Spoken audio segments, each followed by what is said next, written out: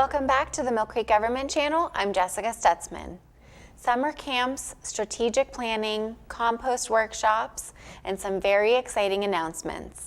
We have all the scoops you need to know about summertime at Asbury Woods, straight from the organization's executive director, Jennifer Farrar. Jennifer, thank you so much for joining me here today. Yeah, I'm so happy to be here with you again in the studio. Well, I love summertime at Asbury Woods. I love Asbury Woods all year round, but really summertime is my favorite time. So let's just dive into what an exciting summer camp for 2021 you have. I was looking over the brochure, and my daughter's not quite old enough, but I'm super excited to get her signed up next year. Yeah, we start at age 4 for our preschool camp, and we go through middle school. And you know, like you, summertime is one of my favorite times at Asbury Woods. It's fun to watch year round as the property changes and things happen throughout the seasons. But certainly summer is when we really shine, and you know, the trees are full and the flowers are out and people are there, and it's so exciting. And you know, summer camp is such a tradition at this point. You know, I think we're at the point where there's people who originally came, and now it's not just their kids that have come, but now they're onto their grandkids who are coming to summer camp with us at Asbury Woods. So we're so thrilled to carry on that tradition, and looking forward to all that it has to offer. Yes, absolutely. I'm seeing here it's over 40 years of the summer camps. And again, there have been so many interruptions for activities of kids. I know when the pandemic first hit, we did pull Lola from, you know, some of her athletic sporting stuff. So I had to share some of these classes, if you don't mind if I take a minute and read this. You know, for 4 to 6 years old, preschool entering kindergarten, Nature's Playground, which is great. I'm only going to touch on a few here unless there's some you want to pull out. Sure. But elementary, 1st and 2nd grade, Nature Explorers. Elementary school, art adventures, nature detectives, and then middle school we have trailblazers, wildlife biologists, and then volunteer opportunities too. Yeah. So we do have a great lineup this year. We, you know, try each year to bring back our ones that are perennial favorites, and then each year try and work in some new ones. This year, I think that wild life detective or nature detective is the new theme that we haven't offered in the past. So that's going to be a fun one to see. And always, we sell it out immediately is child versus wild. I was just, do you mind always, let me read this really fast. Yeah. I mean, whoever wrote these descriptions for you guys, they did a great job, because this is child versus wild, but I am an adult and I want to join this. Campers will complete a variety of wilderness survival activities, building shelters and fires, whittling, campfire cooking, and knot tying. You need to have this program for adults now too. You know, Jessica, you're not the first person who said that. We've had so many people say, you know, I want to come to camp at Asbury Woods. Can you do an adult version? So, you know, maybe one of these years we'll do that, because we're always looking at adding new programs. You know, we really try hard to do the things that are people's favorites. Owl prowls and pond safaris and all the things people love to come to Asbury Woods and participate in the programs, but we do enjoy adding in new ones and giving them a try and seeing if people enjoy them. So same with summer camp. We'll see how Nature Detective goes, but I'm sure it will be really engaging for the children as well. And where do we register for these? Yeah, so all of our registration can be done online, our asburywoods.org website, which is actually a brand new website as well. It launched around early March, so it's still a new site, and you can register for summer camps and read all the descriptions there. But you know, the volunteer part is a really important part of summer camp as well. We of course have our staff and we bring on summer staff, but it really is fun when we have some older teens come and help in the classrooms and out on the trails with summer camp. And then certainly we have some adults who love to come and help us at lunchtime or help us with special activities through the week of camp. So, and I think it's great for the kids too, you know, to have not just their counselors, but also some teens and some adults that, you know, are fun to push into the camp week. Yes. And so do the kids kind of grow through these programs and then at the end of it become the camp counselor? Yeah, certainly that's how a lot of them do. And a lot of kids enjoy the camp volunteer experience because they get all their service hours done kind of in a week. But a lot of them, yes, have fond memories from their summer camp experience, and so they come back and help us out. Wonderful. And I see this beautiful picture of all the kids in front of Buttermilk Falls, which is such a neat place to hike to. So what a fun experience. It is. You know, we do that hike to Walnut Creek is such a big part of the summer camp experience. And so it's something that the kids always look forward to. And, you know, we make sure we include that. I don't know if the picture's in there, but we also have now sort of a new tradition. The last couple summers we added a Trailblazers camp where our middle school students bring their bikes and we bike on the trails, and they love it the day when we go to the creek and they ride their bikes through the creek as well. Yes, yes, I know. It's here today coming into the studio. It's a rainy day, and the first thing my daughter asked was, "Are there puddles yet? Can I jump in the puddles?" Yes. So I totally get that one. Kids in water. Yes, yes. Let's just get as dirty as we possibly can, and then Yeah. you know, and then have to send them home. So. And Asbury Woods is a place to do that. And I think parents know that. They hope their kids come home dirty and tired. You have to. You absolutely have to. So that is wonderful. And all the with the pandemic, what are some? And you've been doing this for a while now. What are some of the precautions you have to take with the COVID-19 pandemic? Yeah. So this is going to be our second summer going through it. We were able to do summer camp last year. You know, we modified it a little bit and shortened the season and all kinds of things. But we are prepared to implement all of the same safety protocols, which is keeping the cohorts of the kids separately. So they're just with their group throughout the entire day and throughout the entire week. Different entrances, dedicated equipment, especially for a lot of the art classes that have scissors and paste and crayons. You know, they each have their own equipment and supplies they use all week. Hand sanitizing stations, following the masking protocols that are in place at the time when it. So we've done it once, and of course we learned a lot last year, and we're ready to roll out with all those precautions as needed this year as well. Well, wonderful. Well, I can't wait again for Lola to turn 4 so I can sign her up. She will love this. I'm so excited. The next thing I want to move on to is that your board adopted a strategic plan in October of 2020. Tell us a little bit about this new plan. Yeah, so incredibly, we are coming up on 5 years since Asbury Woods Partnership, the nonprofit, purchased the property and the buildings from the school district. So, you know, in those 5 years has certainly been lots of growth, lots of retooling some of our programming. We implemented a new curriculum with our school students. We've added programming. So, you know, there was a lot of work we did in that 5 years, and our board was ready to say, okay, now what's the next 3 to 5 years look like with the next phase of owning the property and stewarding the land. So, you know, the strategic plan calls for a lot of really exciting things, like making sure we have a new land management plan in place. Being stewards of that amount of property, it's important that we are always proactively managing it, and that's something we want to make sure that we pay more attention to and make sure that's at the top of our list. We're also looking at a new interpretive plan. Certainly with the history of the school district, a lot of the focus was on the school students, and a lot of decisions in the nature center and programming were made around that. Well, we certainly know that Asbury Woods doesn't serve just school students. They're maybe the most visible portion because they come in big school buses, yellow school buses, and in big groups. But we're looking at an interpretive plan. So when you visit the nature center and visit various parts of our property, each visitor has an experience and can understand what Asbury Woods is, the history of Asbury Woods, the native flora and fauna that they see. So that is really high on our priority list over these next couple of years of the strategic plan. And I have to ask, how was the plan developed? Did you have to hire a consulting firm, or was there grant funding involved? How did this get off the ground? So luckily we have a board member who has deep experience with strategic planning and previously had done it as part of his job. So he was able to lead us through that with a lot of input from all staff members have had opportunities to contribute and participate through it. A board retreat, which sounds foreign right now, but we were able to do it before COVID happened and sort of complete the plan after we had done some of those board retreats and gatherings.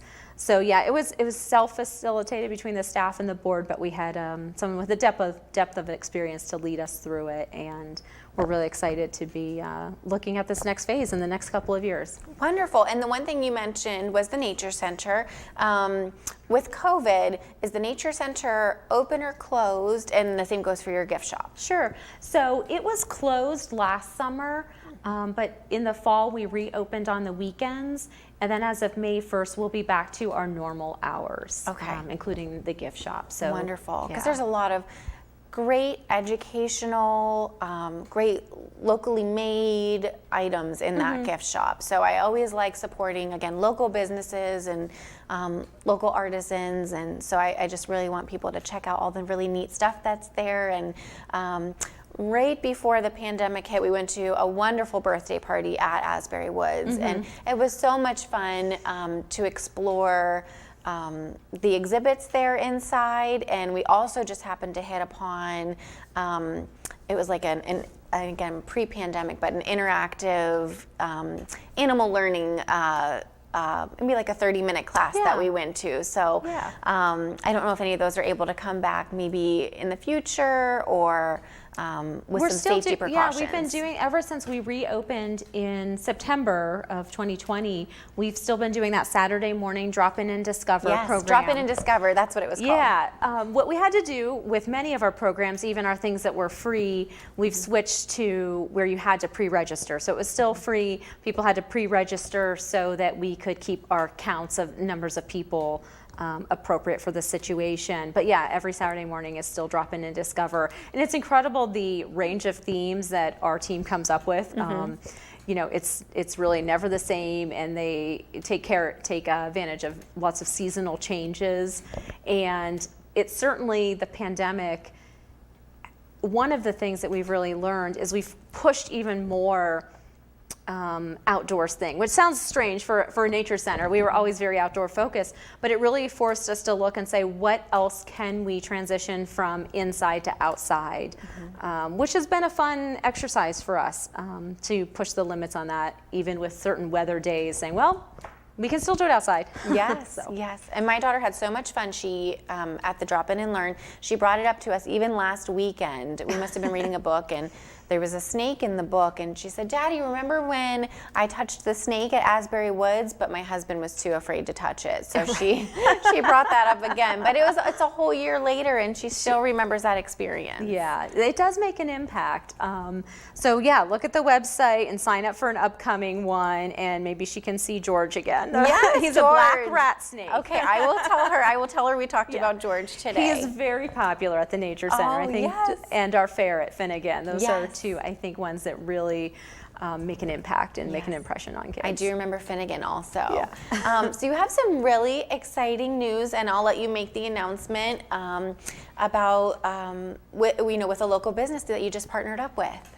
Yes, this is really exciting. We are so thrilled that Asbury Woods was one of 5 local nonprofits that was selected by Country Fair to be their partner for their 2021 Country Fair Cares program. And people hopefully remember it from the last 2 years, but Country Fair designates several gas pumps at their locations, and they're branded as Pump for Charity, and they're purple and have the logos of the organizations.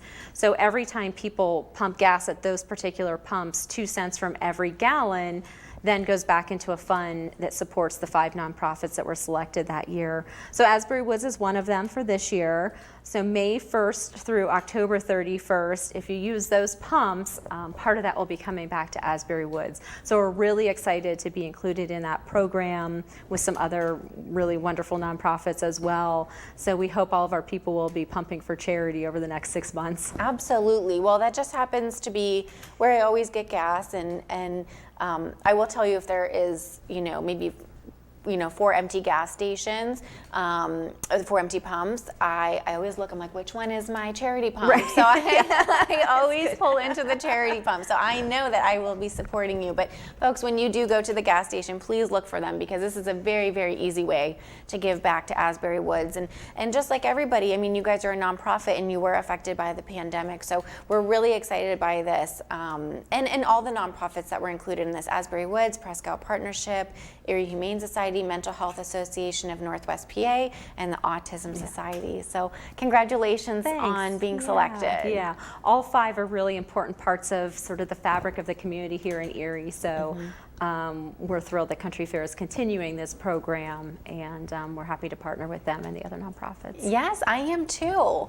The next partnership I want to talk about actually is ours, is Mill Creek Townships with Asbury Woods. I very much appreciated coming to you and saying, you know, I love hosting compost workshops, and we used to hold them with Environment Erie, but that organization's no longer around, and I couldn't think of a better fit. Asbury Woods, again, being so environmentally minded, in Mill Creek Township, in our backyard.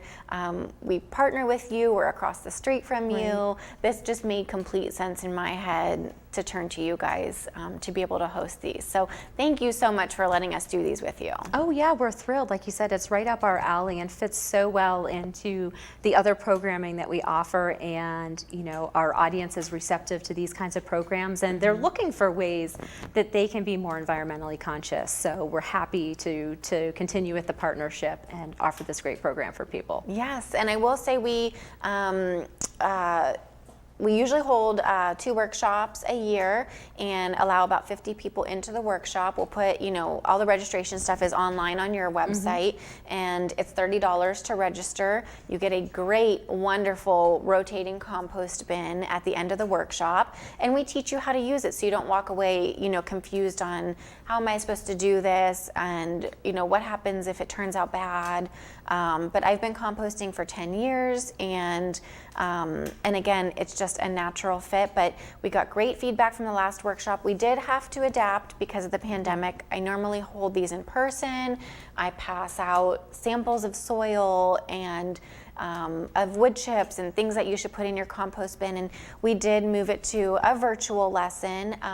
But I know as a township, I know we feel so strongly about composting and diverting that waste from our local landfills that it was something I didn't want to just stop because of the pandemic. I knew we could keep pushing through. So thank you guys so much. We love doing it. Yeah, it's great, and hopefully we'll be back in person soon doing that. Yes. I know this spring I decided, I was like, oh, I'm going to sign up for this, and it was sold out already. So it's popular, and it's great to see that people want to engage in those kind of personal choices that they can make. Yes. Absolutely, and I will give a fun fact. About 30% of what you throw away into the trash can be composted. So your food scraps, your leaves, grass clippings, if you don't use fertilizers or pesticides, that can all be composted. And again, I'm already starting my daughter young, so my whole family is impacted by composting. Yeah. So that is wonderful. And last thing I want to talk about with you guys is you have an exhibition coming up in the summer. We do. So this is one we had planned to do last summer and decided to push it off for a year due to COVID. But it'll actually be our 3rd exhibition that we do, and we'll be hosting it in Brown's Farm Barn, which is such a fun space, and it's so, a lot of people who have used the trails for years and they're used to parking there as a trailhead, they're like, I've never been in the barn. So we always look for opportunities to use that. But the theme this summer will be Inside Out. And the concept of it is a partnership with Mercyhurst University, and they have a really rich bone collection of various animal bones. So the exhibition will be sort of like a living field guide where the bones will be displayed, the inside of the animal, and then we have some taxidermied specimens, some really incredible ones that were actually donated to us from Dick's Sporting Goods. That then you will see the outside of the animal. So it'll be a walk through, sort of a living field guide to see the animals, and it should be really engaging, and it'll be open during July and August. So we're looking forward to that. Wonderful. And what age group are you targeting here? You know, this is one, when we've done these exhibitions, we really try and make it targeted to all age groups. So this one will be a general audience, but then there will be some younger elementary age specific interactive things. And then we typically do some programming around it too. So some adult, like lecture style programming if you want a deeper dive into the topic, and then some children's programming at various age levels using the exhibition. I know we intend to have our campers visit it when they're over at the barn for their Creek Day, like we talked about. They start and end at the barn, so it'll be a great chance for them to see the exhibit as well.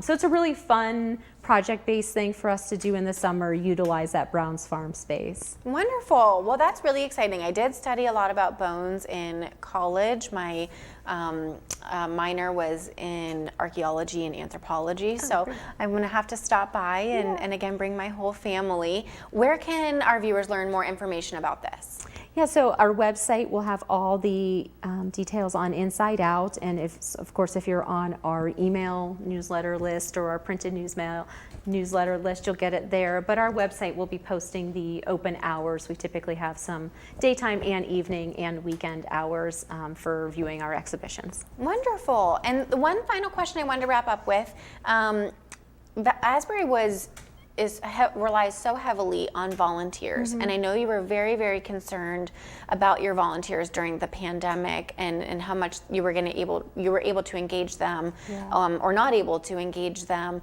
Do you need volunteers for the 2021 season, or are you still holding back because of pandemic safety concerns? Yeah, no, we absolutely need volunteers. Over the past year, a lot of our volunteers have found some creative ways to volunteer. And we found projects that are sort of solo projects that they could do outside or inside by themselves. We had people over the summer coming and like stuffing envelopes on picnic tables outside. We had a lot of people come and do some weeding. I mean, you can imagine that that's a constant battle for us. So we have had some creative ways that people can volunteer safely by themselves. And then as we go into the summer season, we certainly will be needing some volunteers for our gift shop again. And a really cool new way that some people have been volunteering is basically being outdoor docents for us, locating themselves near our trailheads and near our signage and our trail maps, just to answer questions for people, because over the last year, thousands and thousands of new visitors have come to Asbury Woods as other recreation opportunities weren't there. So sort of our outdoor docent and visitor experience volunteers have been really important in helping people, where do I hike, where do I go, what can I do now that I'm here? So we would love to increase the number of people that we have doing that, and that's just a fun, easy way to volunteer and help us out. Absolutely, and I didn't think about that, but you're right, with a lot of the gyms being shut down, and the hikers going to Asbury Woods, I just even see the walkers around the neighborhood, I think have increased tenfold. I mean, people getting out and getting into nature, I think it's been so wonderful, again, for everybody to get out, get fresh air, and recreate and exercise safely during the pandemic. This has been fabulous, and Asbury Woods has been a great outlet, I think, for everybody. Yeah, I mean, this winter season that just closed, the number of people we had coming to rent cross-country skis and snowshoes, doing our clinics, I mean, it was 5 times as many people. And sure, we had a good amount of snow, but we've had other snowy winters.